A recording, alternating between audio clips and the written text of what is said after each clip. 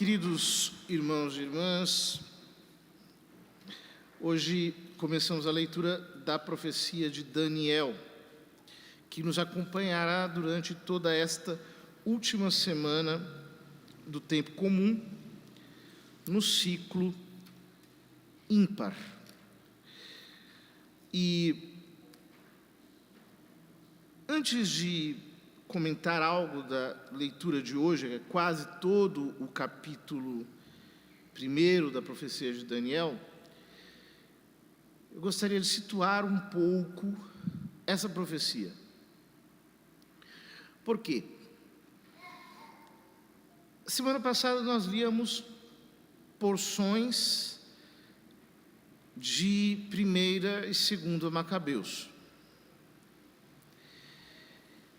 Ali nós tínhamos um povo fiel, um remanescente, dirigido pela família sacerdotal dos Macabeus,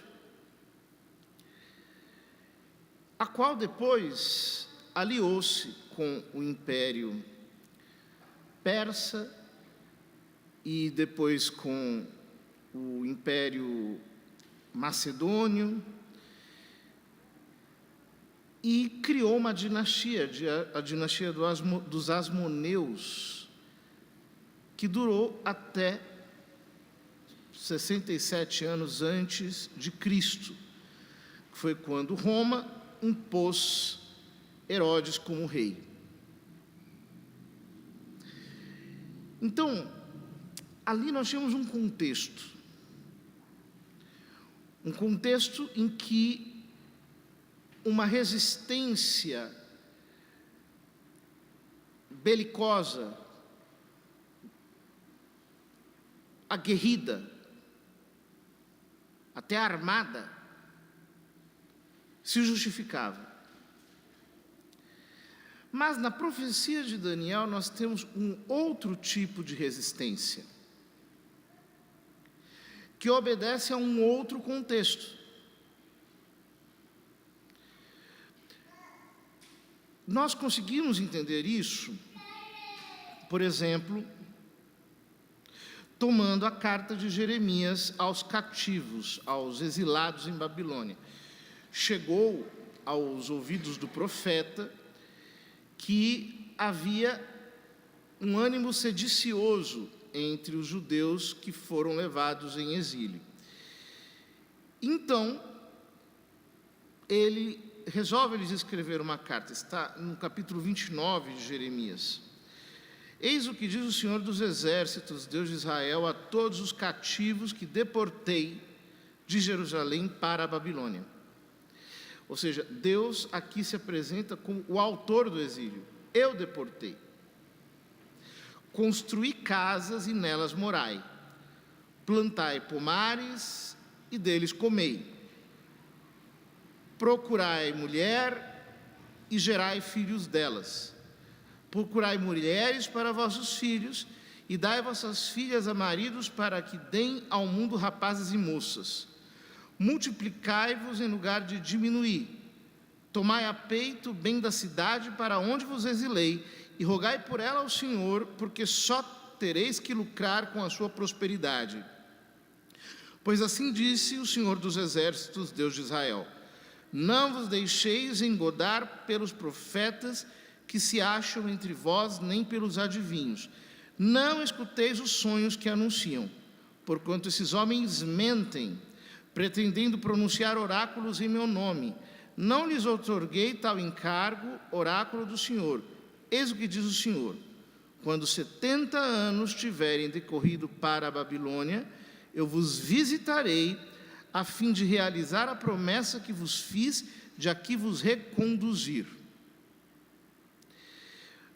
Eu vou parar por aqui, a carta continua, mas isso já é o suficiente para nós entendermos que o contexto é outro. O contexto é: Deus mesmo se apresenta como aquele que leva o povo para a Babilônia. Há um texto chamado Carta de Jeremias aos Cativos, que corresponde ao capítulo 6 do livro de Baruque, que consta apenas na Bíblia Católica. E ali ele diz: é por causa dos pecados que cometestes contra Deus que ides deportados para a Babilônia como prisioneiros por Nabucodonosor, rei dos babilônios. Quando chegardes à Babilônia, será para ficardes lá por muito tempo, durante longos anos, até 7 gerações. Depois disso, porém, farei com que volteis em paz. E aí vem toda uma exortação para que eles não caiam na idolatria que se praticava em Babilônia. Portanto, aqui nós temos um contexto de uma resistência pacífica, de uma resistência que não se insurge contra, de uma resistência que é verdadeira resistência, mas é uma resistência serena, é uma resistência amorosa, é uma resistência paciente, é uma resistência que é lícita e, naquela circunstância, obrigatória porque mandada por Deus. É esse tipo de resistência que nos é apresentado na profecia de Daniel. A profecia começa dizendo que no 3º ano do reinado de Joaquim, rei de Judá, Nabucodonosor, rei da Babilônia, avançou sobre Jerusalém e pôs-lhe cerco. O Senhor entregou em suas mãos Joaquim, rei de Judá, e parte dos vasos da casa de Deus, e ele os levou para a terra de Senaar, para o templo de seus deuses, depositando os vasos no tesouro dos deuses. Ou seja, ele circunscreve o exílio da Babilônia no tempo do rei Joaquim. Nós sabemos que o pai do rei Joaquim, o rei Jeoaquim, tinha política contrária à Babilônia. Havia todo um movimento antibabilônico em Judá, um movimento pró-egípcio.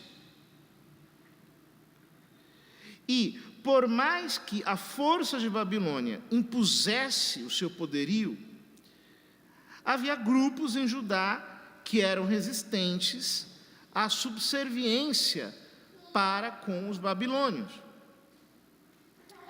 Foi então que, no 3º ano de Joaquim, ou seja, pouco antes da morte de Joaquim, e de que Sedecias assumisse o seu lugar, o povo é levado em exílio. E aqui vão estes jovens em exílio, juntamente com o seu povo. Portanto, eles são, por assim dizer, a geração do exílio. A geração que permanecerá a maior parte do tempo no exílio, que ali ficará justamente obedecendo o comando de Deus, de uma resistência pacífica e sábia. Ora, então o rei ordenou ao chefe dos eunucos, Asfenez, para que trouxesse dentre os filhos de Israel alguns jovens de estirpe real, portanto, Daniel, Sidraque, Misaque e Abdênego, ou Ananias, Misael e Azarias, era o outro nome dos 3, eram de estirpe real, segundo o relato. Portanto, descendentes de Davi, ou de família nobre, sem defeito físico e de boa aparência, preparados com boa educação, experientes em alguma ciência, e instruídos e que pudessem estar no palácio real, onde eles deveriam ser ensinadas as letras e a língua dos caldeus. A língua dos caldeus é o aramaico, era o aramaico. O aramaico tem esse nome porque vem da terra de Aram, que está justamente ali, na região que hoje pertence à Síria. Então, o aramaico que é a língua própria da terra de Aram, era a língua que se falava ali. Por isso, o livro de Daniel é escrito, na sua maior parte, em aramaico, diferentemente dos outros livros do Velho Testamento, que são escritos, em sua maioria, em hebraico. É escrito em aramaico, alguns trechos em hebraico, justamente para retratar esse momento em que viviam.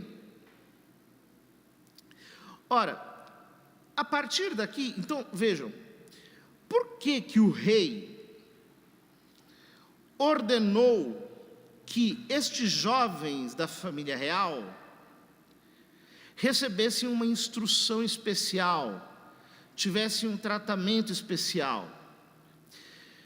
Porque era característico das monarquias antigas, em primeiro lugar, o apreço por ter o conselho de pessoas consideradas sábias e instruídas. E, diferentemente dos demais regimes, a monarquia sendo um regime hereditário, então aquela sabedoria, a arte do governo, é transmitida de geração em geração. Porque não se trata apenas de obedecer leis ou de executar costumes, mas de todo um modo de fazer, de dirigir, de guiar, que dificilmente se aprende em pouco tempo. Por isso, havia grande prestígio para jovens que eram separados para estudar, para aprender as ciências mais altas da época, a fim de que justamente pudessem ser os conselheiros dos reis. E nós vamos ver ao longo da profecia que Daniel assume essa posição. Não apenas de um conselheiro do rei, mas de um conselheiro que ocupa o primeiro lugar dentre todos. É muito interessante isso. Sobretudo em momentos como este em que nós vivemos, em que as pessoas todas querem atentados terroristas. Pessoas que saiam atirando para todo lado, que saiam num ativismo desesperado, atacando, falando imprudentemente, agindo de uma maneira precipitada, que tenham posições que sejam inflexíveis, totalmente obstinadas, sejam movidos por um ímpeto, como se nós estivéssemos num debate de ideias, em que, ganhando-se o debate, vence-se tudo. É difícil mostrar para as pessoas da nossa geração que há vários modos de resistir e que talvez um modo sábio de fazê-lo é justamente este que nos é apresentado pela profecia de Daniel. Ou seja, nem todos os que não saem por aí atirando são inimigos. Mas muitos que saem atirando podem sê-lo, uma vez que podem fazer com que tudo vá por água abaixo, justamente pela sua imprudência, pela sua precipitação, pela sua pouca sabedoria. Ou seja, esse tipo de resistência demanda muito mais inteligência, muita paciência, muita virtude, demanda um coração cheio de fé, totalmente direcionado para Deus, enfim. E é justamente o que vai acontecer. O rei fixou-lhes uma ração diária de comida e do vinho de sua mesa, de tal modo que, assim alimentados e educados durante 3 anos, eles pudessem, no fim, entrar para o seu serviço. Bom, eu não vou ler a sequência, porque a sequência é longa e a história é simples. Daniel, Ananias, Misael e Azarias se recusam a comer da mesa do rei. Por que eles se recusam a comer da mesa do rei? Eles pedem que lhes sirvam legumes, né? por favor, faz uma experiência com estes teus criados por 10 dias, e nos sejam dados legumes para comer e água para beber, e que à tua frente seja examinada a nossa aparência e a dos jovens que comem na mesa do rei. Por que eles pedem para comer só legume? Eles eram veganos? Era um veganismo avant le temps? Um veganismo fora de época? Não. É porque os alimentos que se serviam naqueles tempos não obedeciam ao rigor da pureza requerida pela lei mosaica. A lei mosaica exigia que os alimentos fossem puros e, sobretudo, proibia que se comesse qualquer tipo de alimento ofertado aos ídolos. Como os impérios antigos eram intrinsecamente religiosos, e muitas vezes reis e sacerdotes coincidiam não apenas no mesmo espaço, mas até na mesma pessoa, quando não a divindade. Então, o não comer da mesa do rei era o não ceder na idolatria. Ou seja, isto é inegociável. Isto aqui não pode entrar no jogo. Nós não vamos comer. No mais, aceitamos a educação, nós vamos absorvendo todas as coisas com critério, estaremos aqui, admitimos que sejamos colocados entre os demais, sem grandes resistências, mas nós não vamos ceder nesse ponto inegociável. Ora, é justamente aí que, fazendo aquilo que deviam fazer, os 3 jovens aparecem com um aspecto melhor do que todos os demais. Ou seja, o texto diz que depois de 10 dias, eles apareceram com o melhor aspecto, mais robusto do que todos os outros jovens que se alimentavam com a comida do rei.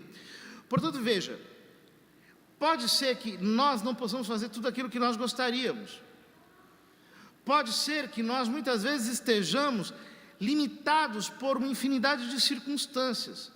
Mas se nós ficamos firmes naquilo que é inegociável, e o que é inegociável? A doutrina da fé. É inegociável a lei de Deus, os seus mandamentos. É inegociável a celebração dos sacramentos, conforme nos manda a igreja. É inegociável aquilo que pertence ao patrimônio da nossa fé.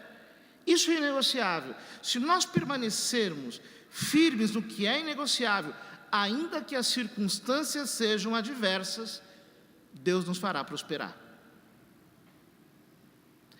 Ele permitirá que todas as coisas aconteçam de acordo com a sua vontade. Ou seja, há um limite.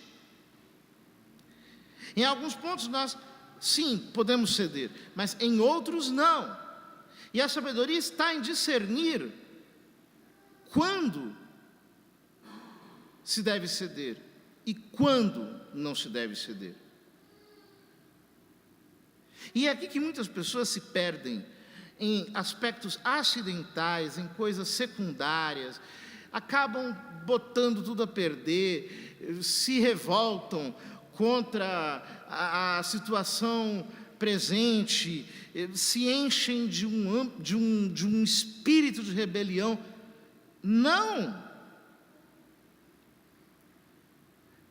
A linha fina da obediência exige mais virtude, e por isso é a mais difícil. Qual o resultado disso? A esses 4 jovens, Deus concedeu inteligência, conhecimento das letras e das ciências, e a Daniel o dom da interpretação de todos os sonhos e visões. Quando você conserva a fidelidade no meio da adversidade, Deus abre o teu entendimento, Deus te recompensa com muita graça, com muita virtude. Ele te faz ser um intérprete,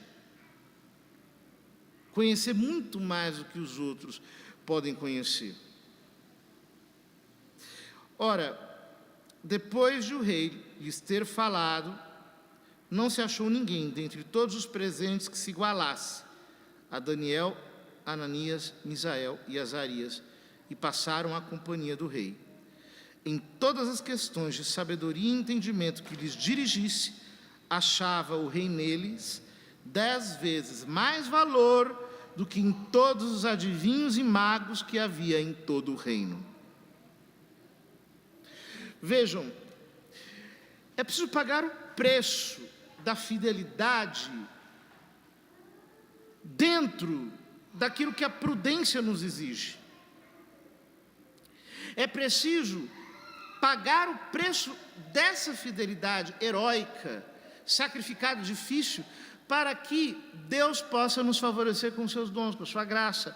E o resultado disso é que, quando nós somos pacientes, depois de um longo tempo, Deus mostra quem é quem. Portanto, fiquemos firmes. Fiquemos muito firmes. As pessoas se desesperam. Dia após dia eu recebo pessoas em pânico, mandando notícias. Porque isso, o senhor viu o que aconteceu? Olha o que está acontecendo. Olha aquilo lá, aquele escândalo, aquela coisa, aquele negócio. Calma. Se nós estamos passando um tempo em Babilônia, não adianta nós querermos agir como se nós não estivéssemos. Murmurar, reclamar, gritar, bater o pé, fazer cara feia, fazer bico, não vai resolver nada.